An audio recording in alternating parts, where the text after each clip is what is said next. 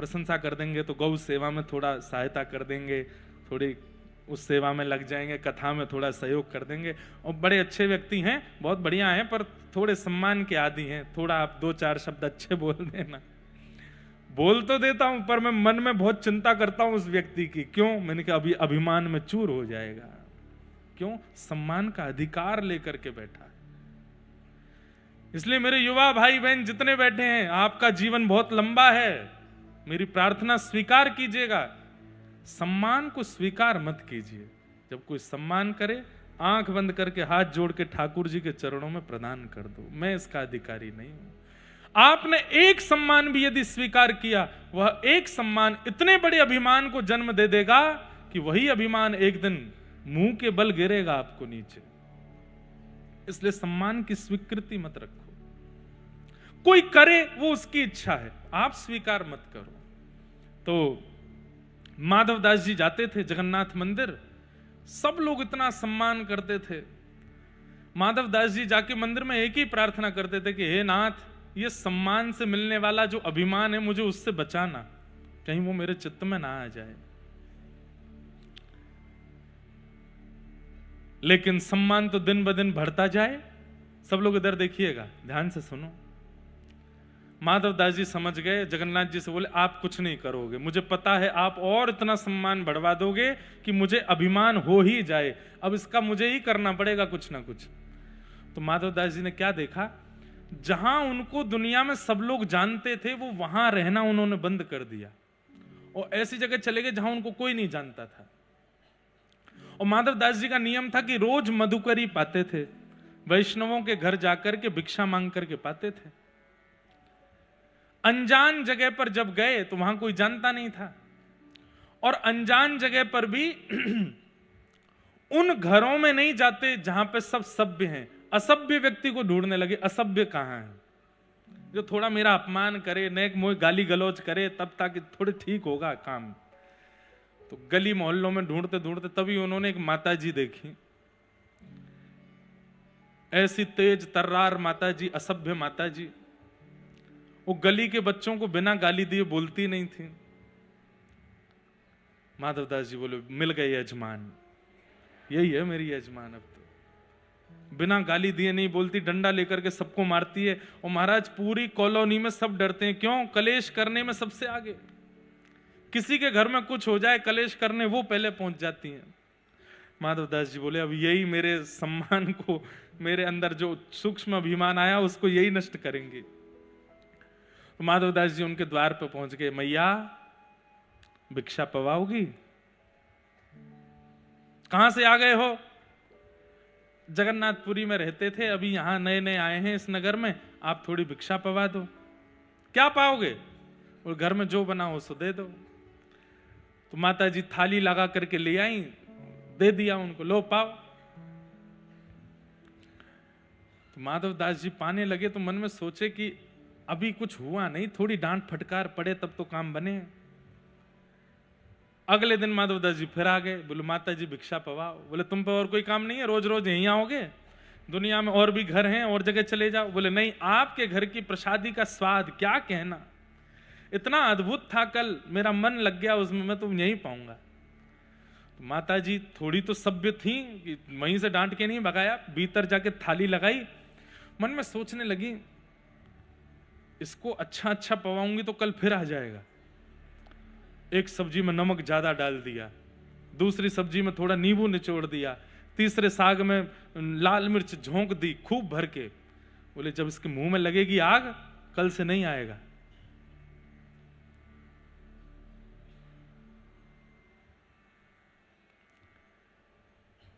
माधवदास जी के सामने जैसी थाली परोसी, माधवदास जी ने पाया तो मिर्च लगी। और मैया सामने बोली कैसा है? माधवदास जी मिर्च खा तो गए और समझ गए, बोले जानबूझ के डाल के लाइए ताकि कल से मैं ना आऊं। माधवदास जी बोले क्या कहना, आपके हाथों को प्रणाम, कितना अद्भुत प्रसाद बनाया आपने। ये सब्जी, मिर्च वाली सब्जी, ये तो सबसे बढ़िया साग है। माता जी बोली अच्छा, इसको तो कुछ हुआ ही नहीं, कल को आएगा तो बताऊंगी। अगले दिन माधवदास जी फिर पहुंच गए, मैया भिक्षा पवाओ। मैया को आया गुस्सा, बोले रुक जा भिक्षा देती हूं तुझे, तेरे पे और कोई काम नहीं, घूम फिर के यहीं आता है। पोंछा लगा रही थी तो जिस पोंछा को लगा रही थी वही पोंछा मरोड़ करके लड्डू बना करके वही दिया, ले भिक्षा। और जैसे ही मुंह पे आके पड़ा माधवदास जी के, माधवदास जी प्रणाम करके बोले अब मेरा जो सम्मान का अभिमान था वो नष्ट हो गया, अब मैं ठीक हो गया। आपने मुझे मेरे साथ ये थोड़ा जो अनुचित कृत्य किया इससे मेरा अभिमान नष्ट हो गया, अब मैं आनंदित हूं, अब मैं सुखी हूं। प्रणाम करके फिर वापस जगन्नाथपुरी गए। उनका नियम था कि भिक्षा में मिलने वाली हर वस्तु को जगन्नाथ जी को अर्पित करते थे, फिर पाते थे। अब आज पोंछा मिला, पोंछा को कैसे अर्पित करें? तो गए जाकर के पोंछा के जितने रेशे थे सबको अलग करके सुंदर दिया बनाया, दिया बना करके घी अर्पित करके महाप्रभु जगन्नाथ जी की आरती कर दी। बोले नाथ आज यही भिक्षा प्राप्त हुई है। तो अभिमान को नष्ट करने के दो ही तरीके हैं। एक तरीका तो हर अभिमान प्रदान करने वाली वस्तु को गुरु गोविंद को समर्पित करो, अपने ऊपर उसका क्रेडिट मत रखो।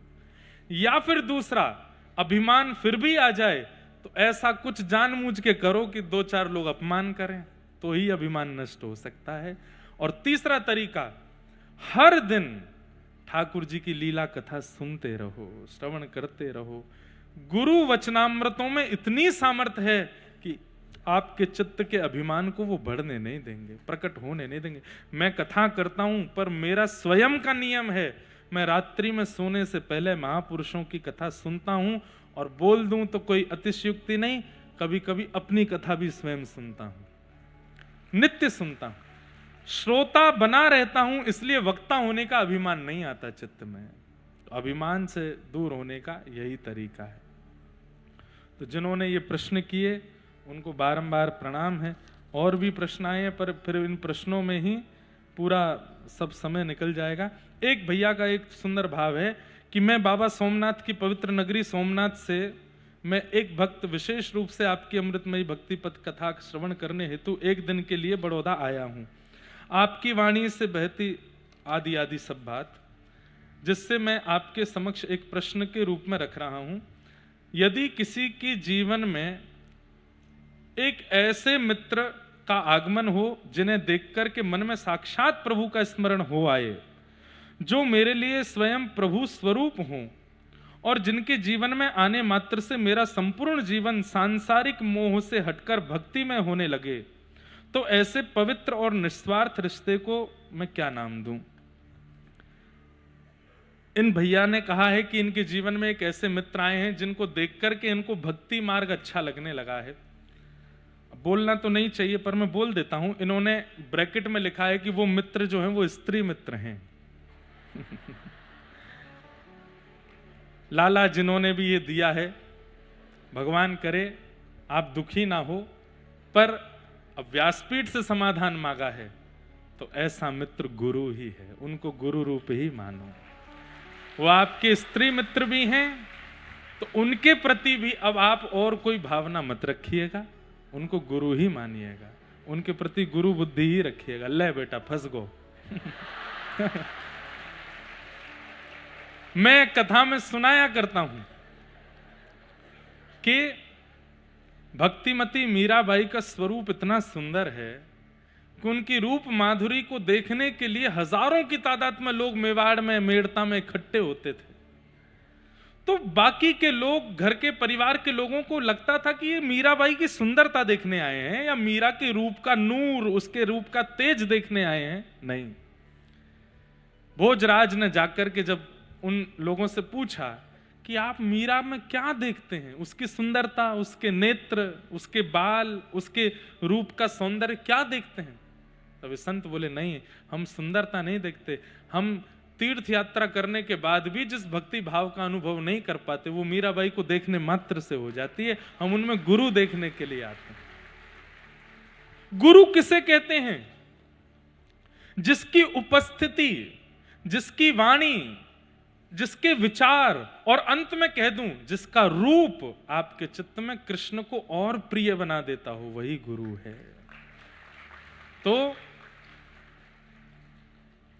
ये आपकी गुरु ही है, तो इनको गुरु रूप ही मानो और फिर कालांतर में भी इनका दर्शन गुरु भाव से ही करो। अब भाई जिसको देख के भक्ति बढ़ रही है तो उसमें गुरु देखो, गुरु भाव रखो। ऐसी भावना है। सबको हम प्रणाम करते हैं। आज प्रथम स्कंद की कथा में प्रवेश करते हैं। भागवत जी का पहला श्लोक, सबसे प्रथम श्लोक कह करके आगे के प्रसंगों में चलते हैं। बोलो वृंदावन बिहारी लाल की।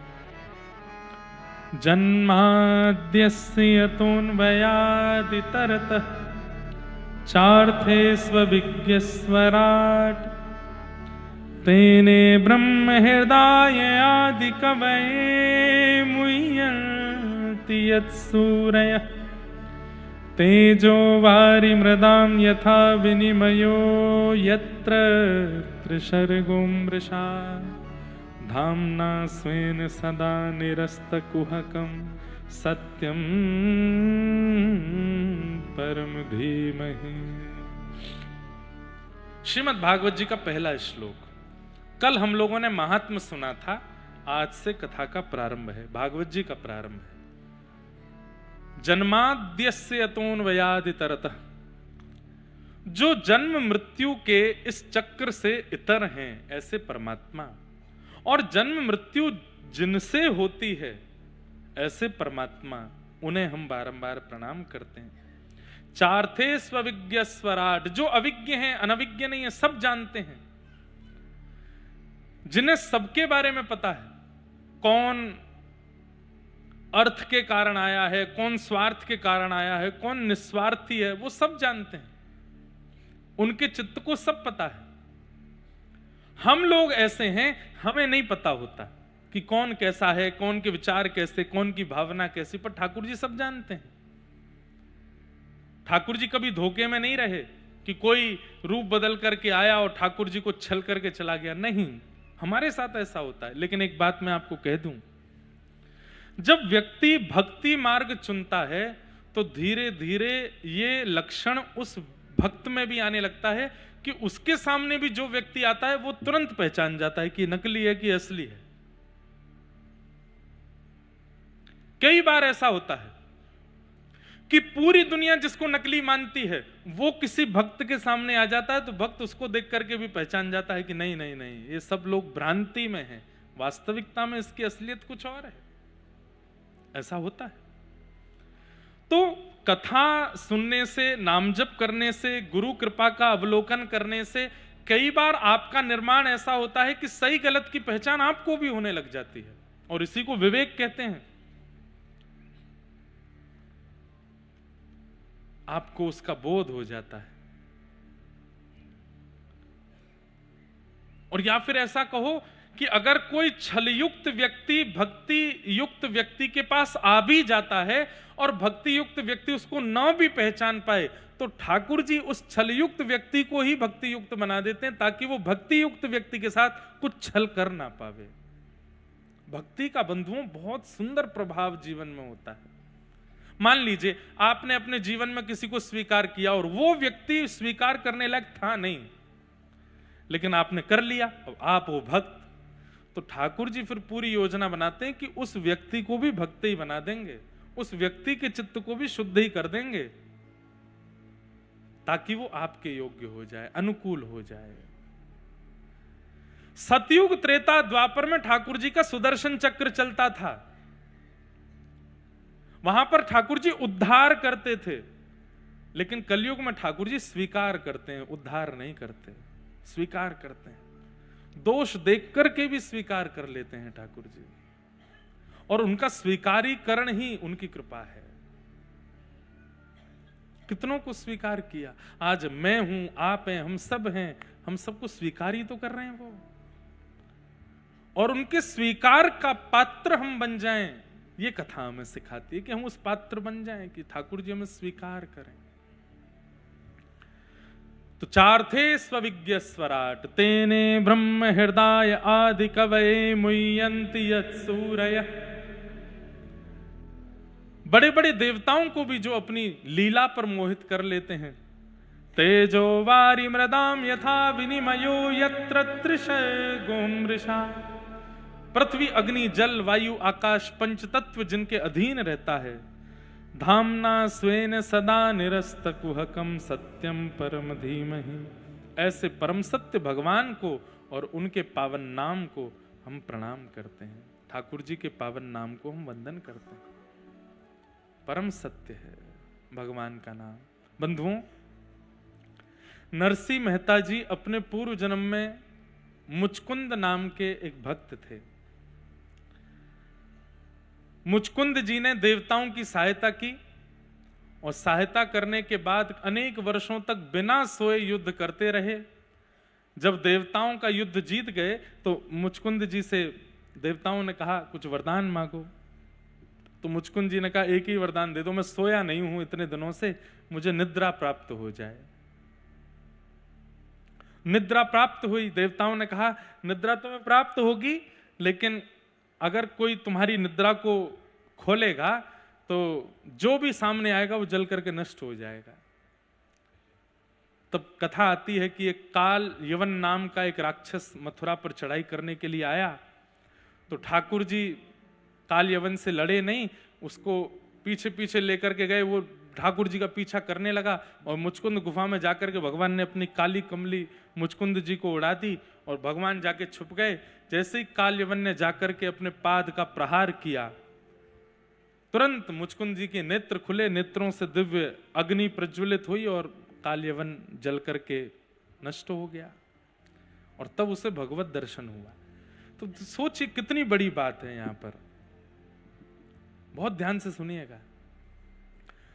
काल यवन के मरते ही, अग्नि शांत होते ही वो क्या देखता है कि उसके पीछे एक नील कांति दिख रही है और ठाकुर जी का मधुर स्वरूप दिख रहा है। धीरे धीरे ठाकुर जी गुफा से बाहर आए तो मधुर स्वरूप ठाकुर जी का, कृष्ण ठाकुर जी सामने खड़े हैं। देख करके मुचकुंद के नेत्र सजल हो गए, नेत्रों से अश्रु प्रवाह होने लगा। दंडवत प्रणाम किया। ठाकुर जी ने वरदहस्त फेरा, हम तुमसे बहुत प्रसन्न हैं। तब मुचकुंद जी, अब एक बात सुनिएगा, ये मुचकुंद जी ही नरसिंह मेहता बनकर के आए। मुचकुंद जी कहने लगे, नाथ मैंने ऐसा क्या किया कि मुझे आपके दर्शन हो गए? मैंने कुछ भी तो नहीं किया। देवताओं की सहायता की तो उसके बदले मैंने मांग तो लिया था कि मुझे निद्रा चाहिए, तो निद्रा से वो देवताओं को की गई सहायता उसकी पूर्णति हो गई। मैंने ऐसा क्या किया जिससे आपके मुझे दर्शन हो गए? ठाकुर जी बोले, तुम्हारी इच्छा नहीं, मैं अपनी इच्छा से तुम्हारे पास आया हूं। तुम्हारी इच्छा नहीं थी, तुमने कुछ किया नहीं है, तुम्हारा कोई प्रारब्ध नहीं, मेरी इच्छा थी, मुझे तुमसे मिलना है और काल यवन का वध तुमसे करवाना है, इसलिए बस मैं आया हूं। तो मुचकुंद जी बोलने लगे, नाथ ये बात मेरे अंदर मुझे सहन नहीं हो रही है। मैं और आप होते तो हम तो खुश हो जाते, बढ़िया है, कुछ मेहनत भी नहीं करनी पड़ी, सब है गए हो, भजन भी नहीं करने पड़े, ठाकुर जी का दर्शन भी हो गया। पर मुचकुंद जी कहने लगे, नहीं नाथ, आपका दर्शन मुझको हो गया, बिना कुछ किए हो गया, इस बात के भार पे मैं जी नहीं पाऊंगा। ठाकुर जी बोले, जीना किसको, तुम जाओ वैकुंठ में रहो। बोले, मैं वैकुंठ में भी नहीं रह पाऊंगा, मुझे सदा एक ग्लानि रहेगी कि मैंने भजन नहीं किया, मैंने आपका चिंतन नहीं किया और आपका दर्शन कर लिया। ठाकुर जी बोले, कैसे विचित्र व्यक्ति हो भाई, हम तुम्हारे सामने खड़े हैं, बिना प्रयास के तुम्हारे पास आ गए, फिर भी तुम रो रहे हो। बोले, इसीलिए तो रो रहा हूं कि मैंने प्रयास नहीं किया। नाथ मैं आपसे प्रार्थना करता हूं, एक भाव तो यहां पर ऐसा है कि ठाकुर जी ने आज्ञा की कि तुमको एक जन्म लेना है, और एक भाव है कि मुचकुंद जी प्रार्थना करते हैं कि मुझे एक जन्म और अवसर दीजिए जहां मैं केवल आपका भजन करूं और भजन करके इस जन्म में जो मुझे दर्शन हुआ उसकी पूर्णता कर सकूं। सोचिए, हम और आप साल भर की एकादशी करने के बाद भी इच्छा रखते हैं कि ठाकुर जी मिल क्यों नहीं रहे। जरा से प्रयास करने पर भी हमको यह लगता है कि ठाकुर जी आ जाओ, आकाश फाड़ करके प्रकट हो जाओ। अरे 4 घंटा बिना हिले कथा सुन लेते हैं तो भी अपने मन में यह भाव आने लगता है कि इसका पुण्य तो बन गया होगा कुछ। और मुचकुंद जी उनको बिना प्रयास के ठाकुर जी मिल गए तो वो रोने लगे कि नाथ मैंने प्रयास नहीं किया, अब आप कृपा करो। बोले क्या? मुझे एक अवसर और दीजिए जिसमें मैं केवल आपको भजूं, आपको गाऊं, आपको ध्याऊं, और इस जन्म में जो मुझे दर्शन हुआ और उस जन्म में भी जो मुझे दर्शन होगा, उन सब की पूर्णता केवल आपको ध्या करके, गा करके, भज करके मैं कर सकूं। तब ठाकुर जी बोले ठीक है, कलिकाल में आप ही नरसिंह मेहता बन करके आओगे और आप भज करके, गा करके, ध्या करके अपनी इस स्थिति को पूर्ण करना। भैया ये पहले भक्त हैं नरसिंह मेहता, जिन्होंने दर्शन पहले किया, फिर दर्शन का भजन बाद में किया। बाकी सबने भजन पहले किया है, दर्शन बाद में किया है। ये पहले दर्शन कर आए हैं, फिर उस दर्शन का भजन बाद में कर रहे हैं। इसलिए भगवान 52 बार जूनागढ़ पधारे इनको दर्शन देने के लिए। मुझे ऐसा लगता है कि नरसिंह मेहता ने ठाकुर जी से कहा कि ठाकुर जी पिछले जन्म की भरपाई नरसिंह मेहता के रूप में मैंने कर ली, अब ये 52 बार दर्शन देकर के आपने और कर्जा चढ़ा दिया मुझ पर, अब ये 52 बार आप आ गए, इसका भजन कब करूं? तो ठाकुर जी बोले भैया जब तक कथा कीर्तन चलते रहेंगे पृथ्वी पर, ये विश्वास मान लेना कि नरसिंह मेहता ही बार बार आ रहे हैं और उन्हीं के भाव से कथा चल रही है, उन्हीं के भाव से कीर्तन भजन चल ही रहा है। जिस दिन ये संसार कथा कीर्तन भजन से विश्रांति ले ले, समझना कि अब भक्त जा चुके हैं यहां से, और उसी दिन घनघोर कलयुग आ जाएगा। बार बार नरसिंह मेहता आ रहे हैं किसी रूप में।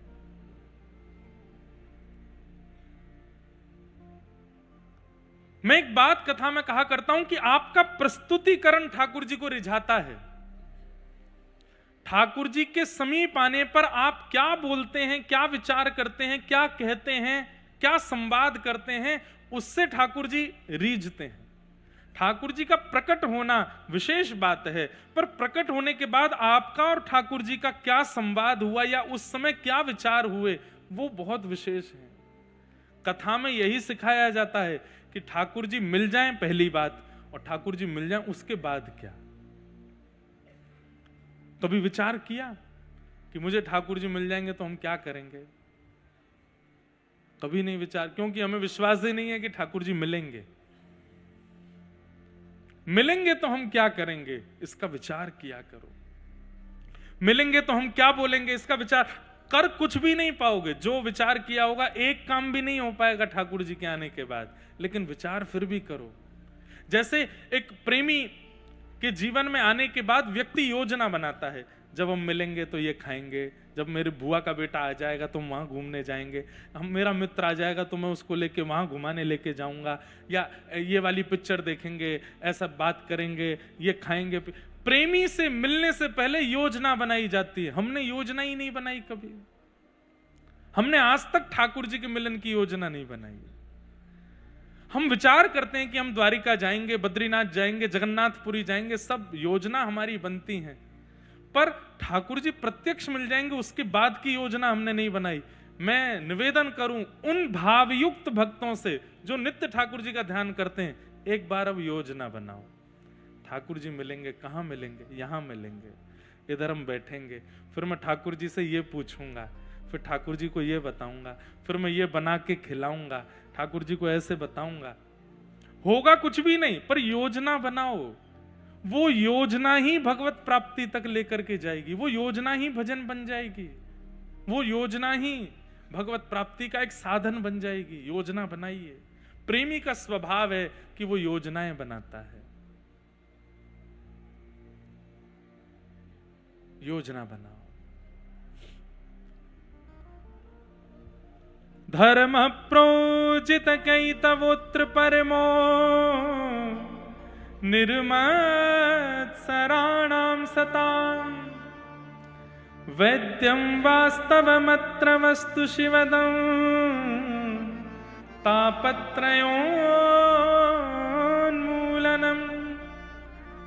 श्रीमद्भागवते महामुनिकृते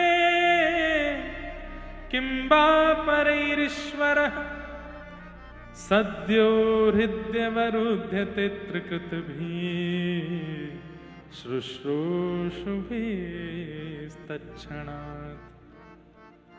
विषय, अधिकारी, संबंध और प्रयोजन, ये 4 बातें इस श्लोक में बताई गई। सबसे पहला, भागवत का विषय क्या है? तो कहते हैं धर्म प्रौजत कई तवोत्र परमो। धर्म और परम धर्म ये 2 बातें हैं। हम शरीर की भावना रख करके जो कर्म करते हैं उन्हें धर्म कहते हैं, और जहां आत्मचिंतन करके क्रिया करते हैं वो परम धर्म कहलाता है। आप तिलक लगाते हो, धर्म है। आप स्नान करते हो, धर्म है। आप वस्त्र पहनते हो, धर्म है। धन कमाते हो, धर्म है। दुकान बनाते हो, घर बनाते हो, बच्चों का विवाह करते हो, अपने कुल खानदान की मर्यादा का ध्यान रखते हो, ये सब धर्म है। पर जिस दिन एकांत में बैठ करके विचार करते हो, सब किया, अपने भीतर बैठी हुई आत्मा का उद्धार कैसे करूं, उसके बाद जो आप क्रिया करते हो वो परम धर्म है।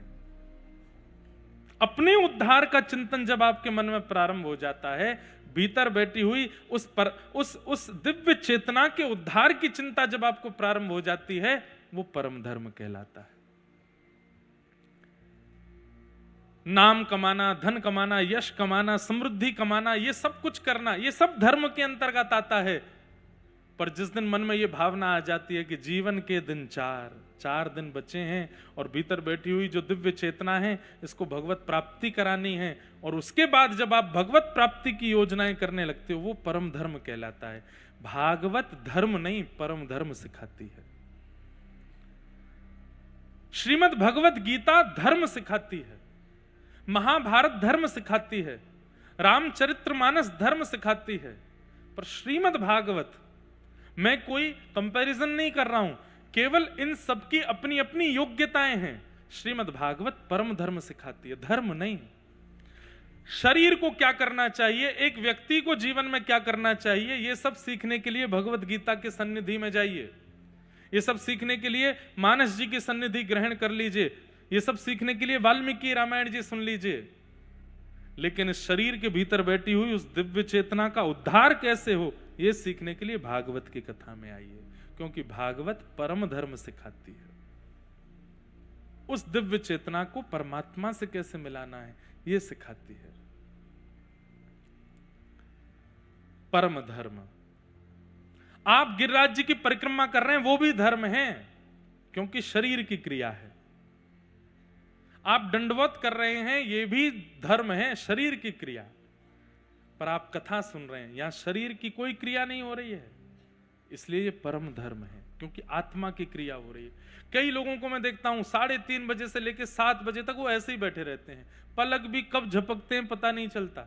एकाग्र चित्त होकर के कथा सुनते हैं। शरीर इतना योग्य नहीं कि वो एकाग्र चित्त होकर 3 घंटा बैठ जाए, ये आत्मा बैठाती है, इसीलिए इसको परम धर्म कहते हैं।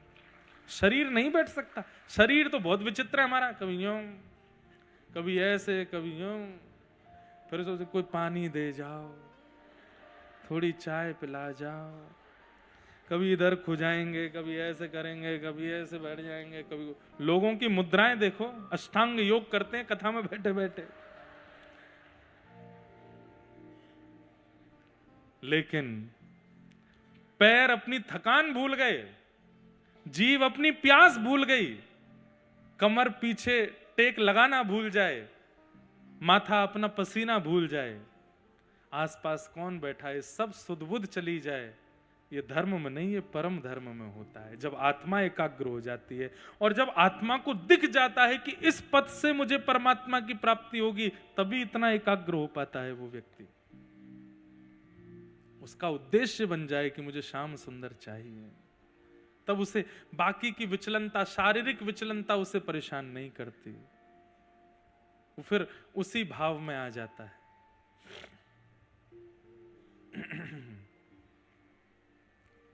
अन्य पीड़ाएं उसका उद्देश्य नहीं होती, भगवत प्राप्ति उसका उद्देश्य। तो श्रीमद् भागवत का विषय क्या है? परम धर्म की प्राप्ति।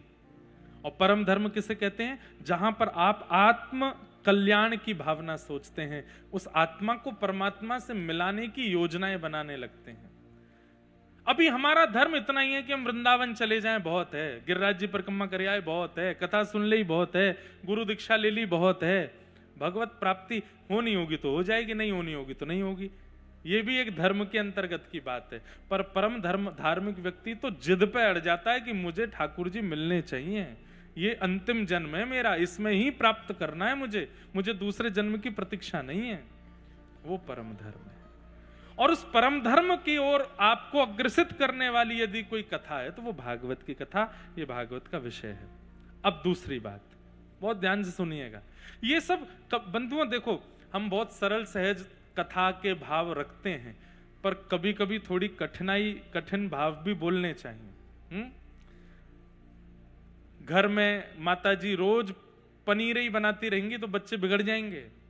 कभी कभी तोरई भी बननी चाहिए, करेला भी बनना चाहिए, कभी कभी घर में घिया भी बनना चाहिए, दाल भी बननी चाहिए।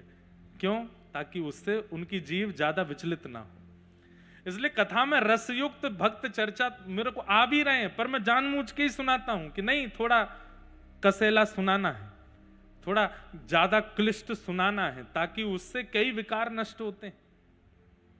भागवत जी का दूसरा भाव, अधिकारी कौन है?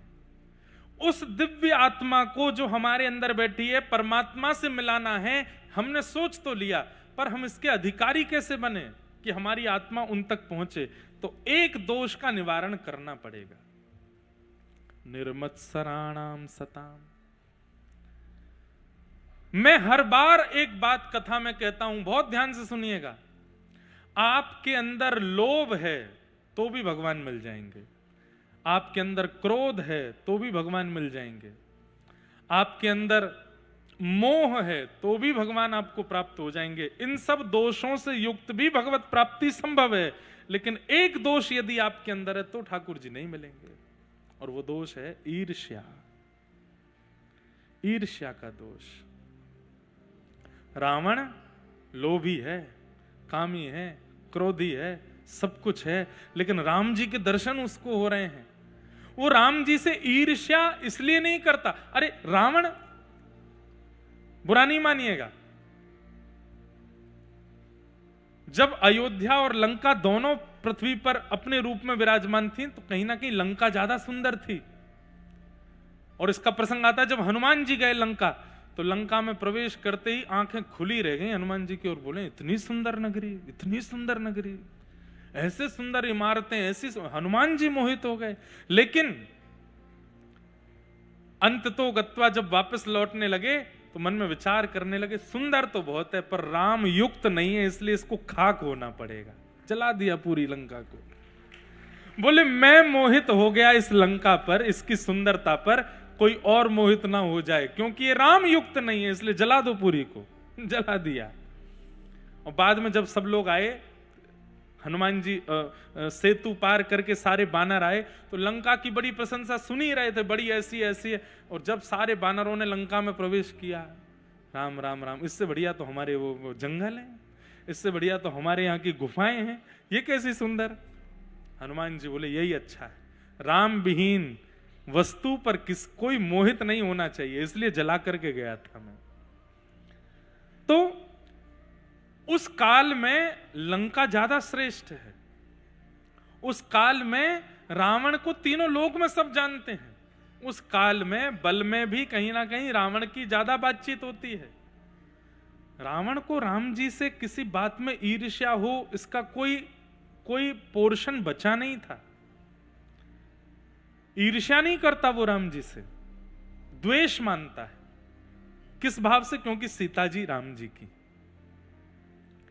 इसलिए भगवान का दर्शन हो पाया उसको। और कोई भी दोष आपके चित्त में है, ठाकुर जी आपको दिख जाएंगे, लेकिन अगर ईर्ष्या का दोष आपके चित्त में है, ठाकुर जी आपको नहीं मिलेंगे। ऐसा कह लीजिए कि ईर्ष्यालु व्यक्ति ठाकुर जी को प्रिय नहीं है। इसलिए बाकी के दोषों को धीरे धीरे भजन नष्ट कर देगा, पर आपके अंदर अगर ईर्ष्या है तो उस पर आपको काम पहले करना चाहिए। और एक बात कहूं, बिना किसी संकोच के कहूं, इस पंडाल में बैठे हुए भी 90% लोगों के चित्त में ईर्ष्या है, क्योंकि संसार में सबसे ज्यादा लोग ईर्ष्या युक्त हैं। भागवत जी में 3 दुख के कारण बताए गए हैं, 4। पहला दुख का कारण समय। कई बार हमारा समय खराब आता है, समय दुख का कारण है। सत्यनारायण भगवान की कथा सुनी है? उसमें एक व्यापारी की कथा सुनी। उस व्यापारी ने कहा था कि मेरे एक संतान हो जाएगी तो मैं फिर सत्यनारायण भगवान की कथा कराऊंगा। उसको एक बेटी का जन्म हुआ, बेटी बड़ी हो गई, सत्यनारायण भगवान की कथा नहीं कराई, उसका ब्याह कर दिया। जमाई राजा विदेश में व्यापार करते थे तो वो भी उसके साथ व्यापार करने के लिए विदेश चले गए। तभी एक दिन क्या आया कि उस नगर के राजा के यहाँ चोरी हुई। चोर सारा सामान लेके भाग रहे थे, पीछे सैनिक लगे तो चोरों ने सोचा कि हम पकड़े जाएंगे, डर के मारे सारा सामान उस दुकान में फेंक दिया जहां पे वो व्यापारी बैठा था।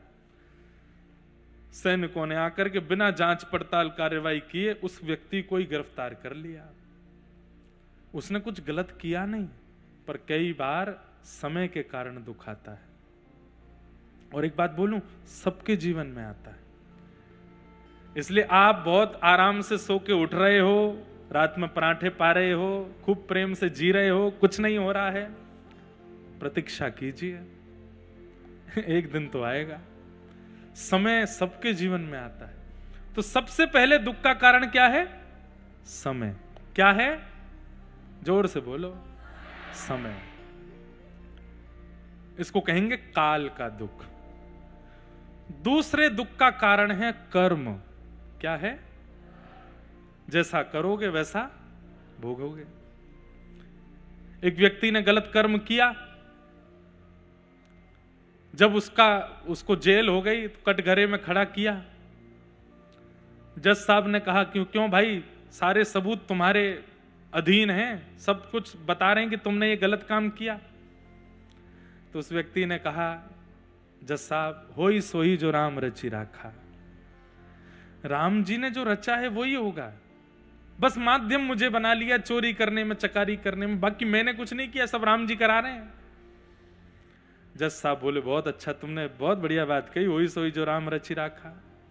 पर ये नहीं पता, कर्म प्रधान विश्व रची राखा, जो जस करहि सो तस फल चाखा। जो जैसा करता है उसको वैसा भोगना पड़ता है। चलो जाओ 10 साल के लिए जेल में जाओ। कर्म दुख का कारण।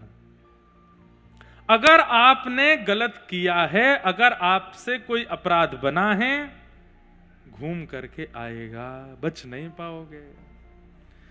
अंतिम श्वास लेने से पहले पहले एक बार तो उसको भोगना ही पड़ेगा। डर मत जाना इससे। कहीं आप लोग आज कथा से डर जाओ, और महाराज जी बता गए, मुझे तो 5 साल पुरानी बात याद आ गई, मैंने ऐसा किया था, मैंने वैसा किया था, ये हुआ था। डरिए नहीं, लौट के आएगा, भोग लीजिए उसको भी। तो पहले दुख का कारण समय, दूसरा दुख का कारण काल, और तीसरा दुख का कारण स्वभाव। कई लोगों के स्वभाव ही दुख होता है, स्वभाव में ही दुख है। क्यों दुखी हो? कथा में कुर्सी नहीं मिली बैठने को, इसलिए दुखी है। ये कोई दुख का कारण है? क्यों दुखी हो? अरे 2 किलोमीटर दूर चाय वाले के पास चाय पीने के, चीनी नहीं डाली चाय में, आज आनंद सब नष्ट हो गया, बिना अदरक की चाय पिला दी, इसी बात से दुखी है। स्वभाव से दुखी, छोटी छोटी बातों में जबरदस्ती दुखी होते हैं। तो पहले दुख का कारण काल, दूसरे दुख का कारण कर्म, तीसरे दुख का कारण स्वभाव, और चौथा दुख का कारण दूसरे का सुख। वो सुखी क्यों है? वो प्रसन्न क्यों है? ये हंस क्यों रहा है? इसकी हंसी मुझसे बर्दाश्त नहीं हो रही है। ये 4 दुख के कारण है। पर इनमें सबसे ज्यादा दुखी कौन है पता है? जो दूसरे के सुख से दुखी है, वो कभी सुखी नहीं हो सकता। कर्म से दुखी व्यक्ति को ठाकुर जी मिल जाएंगे, काल से दुखी व्यक्ति को ठाकुर जी मिल जाएंगे, स्वभाव से दुखी व्यक्ति को भी ठाकुर जी का अनुग्रह हो जाएगा। लेकिन जो व्यक्ति दूसरे के सुख से दुखी है, उसको भगवत अनुभव नहीं हो सकता। उसको जीवन में कथा मिल जाएगी, सत्संग मिल जाएगा, गुरु मिल जाएंगे, लेकिन ठाकुर जी नहीं मिलेंगे। बुरा नहीं मानिएगा, आज की डेट में सबसे ज्यादा संख्या इन लोगों की है, इसलिए ठाकुर जी का दर्शन नहीं हो रहा है। इसलिए हमारी आपसे प्रार्थना है, ईर्ष्या चित्त से निकालो, ईर्ष्या मत करो।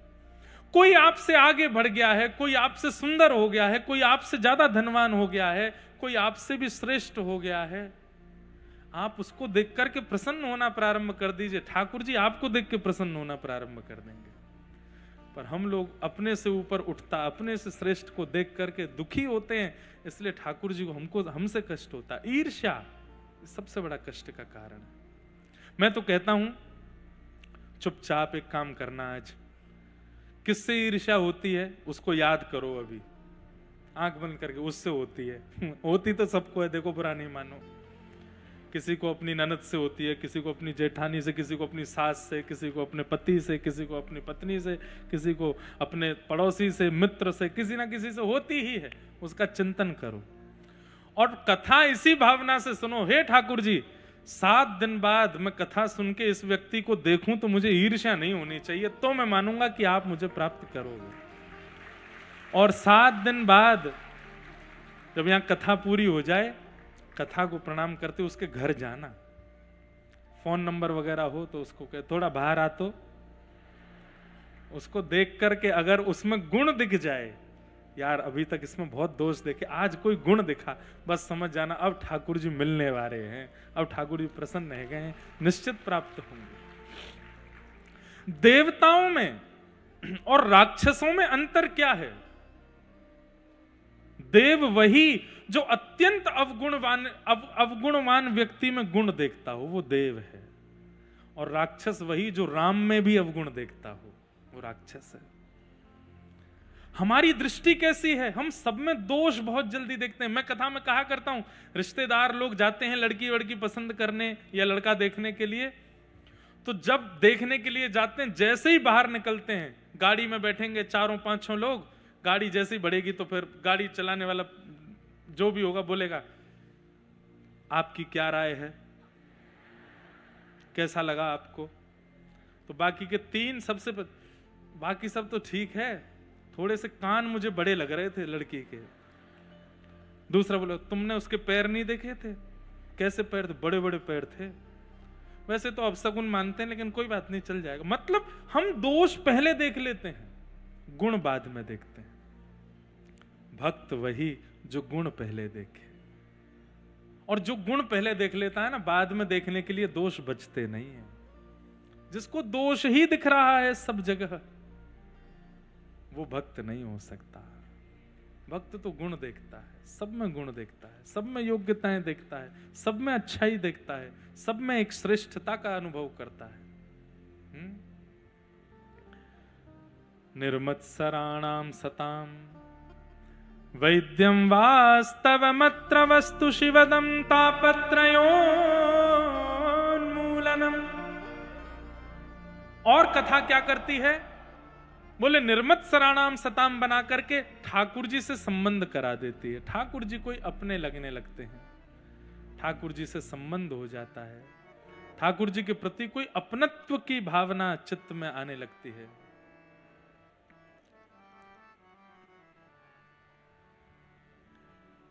हाँ,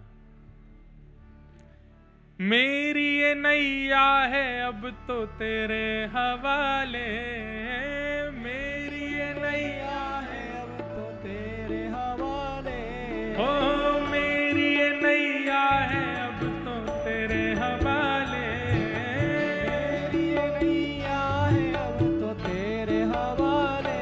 हमें तू न संभाले तो हमें कौन संभाले, हाँ तू न संभाले तो हमें कौन संभाले। हे हे जगन्नाथ चक्कानैन, हे जगन्नाथ चक्कानैन, नीलाचल वरे